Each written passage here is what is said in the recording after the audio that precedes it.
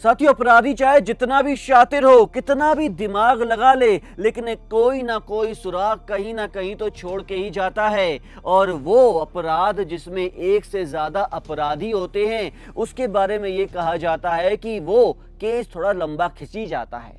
और इसी प्रकार से आरती छोटू केस की जो नई अपडेट हम आपके सामने आज लेके आए हैं, उससे पहले हम आपको यही बोलना चाहेंगे, यही गुजारिश करना चाहेंगे कि हम इस मुहिम में आरती के साथ खड़े हैं और उसका साथ दे रहे हैं। अगर आप भी क्राइम वर्ल्ड के माध्यम से समाज में घट रही घटनाओं को जड़ से मिटाना चाहते हैं तो हमारे चैनल को सब्सक्राइब कीजिए और क्राइम वर्ल्ड के कमेंट बॉक्स सेक्शन में जो भी विचार आते हैं उन्हें जरूर लिखिए। तो साथियों, नमस्कार, सत श्री अकाल, आदाब, गुड डे।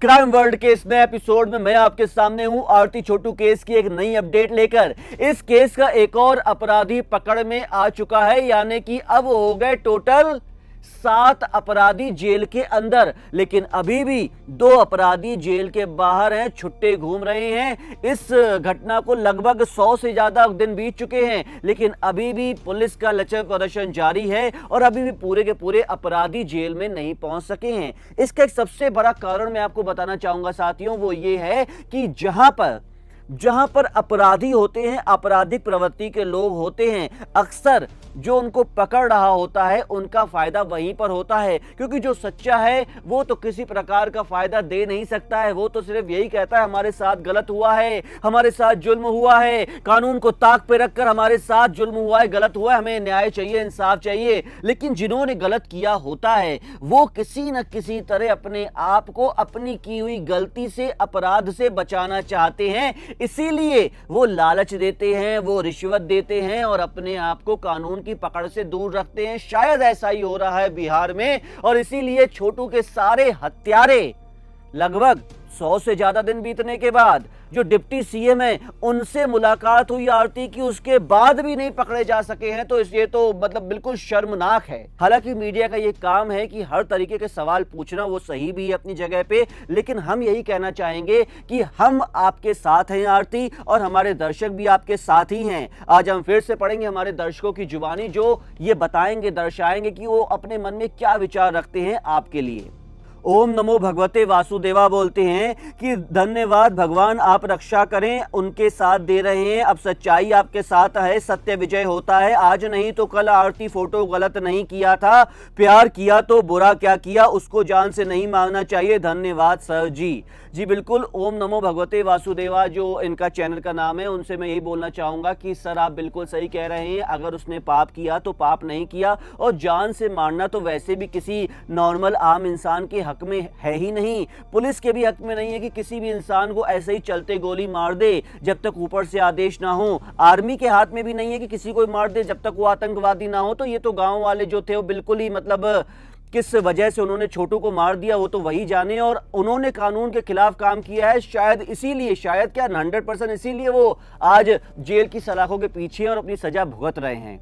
साधना ओझा जी बोलती है कि दूसरा कोई बोल के ही क्या करेगा, जब सरकार कानून कुछ नहीं कर रहा है तो हम लोग बोल कर भी क्या करेंगे। हम लोग आरती के यही कर सकते हैं, भगवान से दुआ कर सकते हैं। जैसे वह हिम्मत बनाकर खड़ी है, भगवान उसको 4 गुना हिम्मत देवे, खड़ी होकर अपना इंसाफ खुद करे, लड़ाई लड़े। और हम लोग तो कुछ नहीं कर सकते हैं, बिहार के सरकार कुछ नहीं कर रही है तो हम लोग तो दूर बैठकर क्या कर सकते हैं। तकलीफ होता है मगर फिर भी कुछ नहीं कर पाते हैं। साधना ओझा जी बिल्कुल सही कह रही हैं, लेकिन एक बात मैं बोलना चाहूंगा साधना ओझा जी की आप बहुत कुछ कर रही हैं। क्राइम वर्ल्ड के कमेंट बॉक्स सेक्शन में हम जो आरती और छोटू को न्याय दिलाने की मुहिम के लिए लड़ रहे हैं, अपने एपिसोड बना के आपके सामने दिखा रहे हैं हर अपडेट को, हम भी इस मुहिम में आपका साथ दे रहे हैं आरती। और आप साधना ओझा जी, आप भी आरती का ही साथ दे रही हैं, जो कमेंट बॉक्स सेक्शन में कम से कम अपने विचार लिख रही हैं। क्योंकि यूं ना समझिए कि ये विचार यूं ही रह जाते हैं, बल्कि ये प्रशासन भी देखता है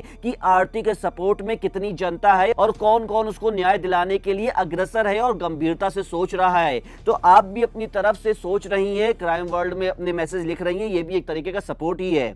मीना राशि 245 बोलती है, आशा पत्रकार का भैया जी मेरा मानना है वह तो खुद लव मैरिज भागी हुई लड़की है और का दूसरा आर्थिक सहायता करेगी, वह खुद पैसा कमाने के चक्कर में आरती के साथ ले रही है। मीना जी शायद बोलना चाहती है कि हमने जो पिछली प्रस्तुति दिखाई थी उसमें एक लड़की को दिखाया था जो कि खुद को मीडिया मीडिया मीडिया बोलकर आरती के परिवार के साथ आजकल रह रही है, बहुत चक्कर काट रही है घर के, और उससे भी बड़ा वो काम क्या कर रही है, ये गलत काम कर रही है कि जो भी मीडिया वाले आते हैं आरती का इंटरव्यू लेने के लिए वो आरती के साथ ही पंगत में बैठ जाती है। आरती, छोटू के पिता, छोटू की माता, छोटू की बहन बैठे हुए हैं तो ये लड़की भी वहीं बैठ जाती है ताकि मीडिया के सामने आ सके, खुद पब्लिसिटी उसे मिल सके, और ऊपर से कहती है कि हम ही आरती का साथ दे रहे हैं। बिल्कुल मीना राशि जी आप बिल्कुल सही बोल रही हैं कि इस प्रकार के लोग जो कि दूसरों के जलते घरों में अपने हाथ सेकते हैं उनके खिलाफ जल्द से जल्द और सख्त से सख्त कार्रवाई होनी ही चाहिए। अनूठा प्रसाद जी बोलते हैं कि आरती यादव को अपना ब्लॉग बनाने का उद्देश्य अपने को फेमस होना नहीं बल्कि वे अपना जीवन यापन सुखमय एवं आनंदमय बनाने के उद्देश्य से अपना ब्लॉग बनाने की कोशिश की है। एक लड़की जिनका अपना अभी कोई नहीं है वे केवल दया का पात्र बन के रह गई है। एक छोटू यादव के घर के लोग हैं जो अपने घर में उस लड़की को बेटी का रूप मान सम्मान दे रहे हैं और इसके लिए छोटू के माता पिता का बहुत बहुत धन्यवाद। भगवान की कृपा हो, आरती जी का जीवन सुरक्षित खुशहाल सुखमय हो, सदा निरोगी रहे, यही मेरी शुभकामना है। अनूठा प्रसाद जी बिल्कुल आपने सही कहा है, बिल्कुल सही पहचाना है, बिल्कुल सही जज किया है आरती की आज की स्थिति को कि वो अगर अपना ब्लॉग कोई बना भी लेती है, हालांकि नहीं बनाया है लेकिन बना भी लेती है तो इसमें क्या बुरा है। हजारों लोगों ने अपने अपने चैनल में इस ताजा न्यूज को दिखाया और थोड़ा थोड़ा फायदा पाया। तो आरती अगर अपना ब्लॉग बनाकर कुछ कमा रही है या कमाने की सोच रही है, उसका केवल एक ही उद्देश्य है कि वो छोटू के परिवार वालों की मदद कर सके, क्योंकि आज छोटू के परिवार वाले उसको आसरा दे रहे हैं, शरण दे रहे हैं, अपने घर में खाना पीना रहना दे रहे हैं, तो उसका भी फर्ज बनता है कि एक बेटी का प्यार जो उसे मिल रहा है एक बेटी के फर्ज के रूप में उस बेटी का प्यार को वो चुकता करे।